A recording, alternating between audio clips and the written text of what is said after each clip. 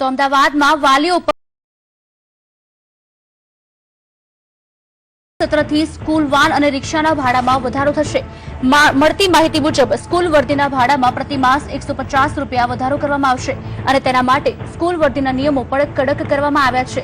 તો આ અંગે સ્કૂલ વર્દી એસોસિએશન દ્વારા આરટીઓ ખાતે રજીસ્ટ્રેશન પણ કરાવવામાં આવ્યું છે। આ નિયમો પ્રમાણે સ્કૂલ વાનમાં ફર્સ્ટ એડ કીટ, ફાયર સેફટીના સાધનો વિકસાવવા જરૂરી બનશે અને રિક્ષામાં 6 થી વધુ અને વાનમાં 14 થી વધુ બાળકો બેસાડી શકાશે નહીં।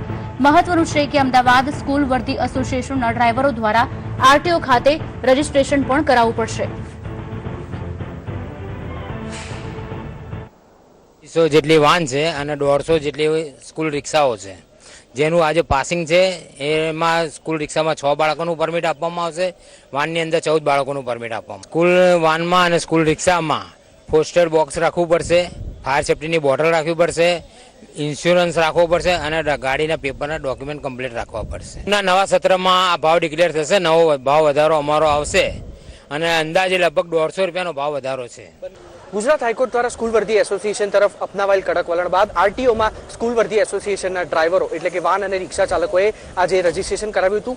ખાસ આપ દ્રશ્યો જોઈ શકો છો તે પ્રમાણે વાન અને રિક્ષા ચાલકોએ આશરે 500 જેટલા ડ્રાઈવરો દ્વારા રજીસ્ટ્રેશન કરવામાં આવ્યું હતું।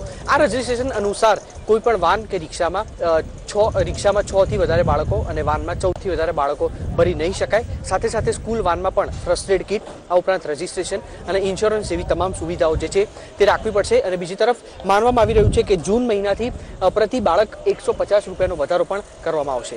કેમેરામેન મનીષ વર્મા સાથે કુશાંગ સોની, સંદેશ ન્યૂઝ, અમદાવાદ।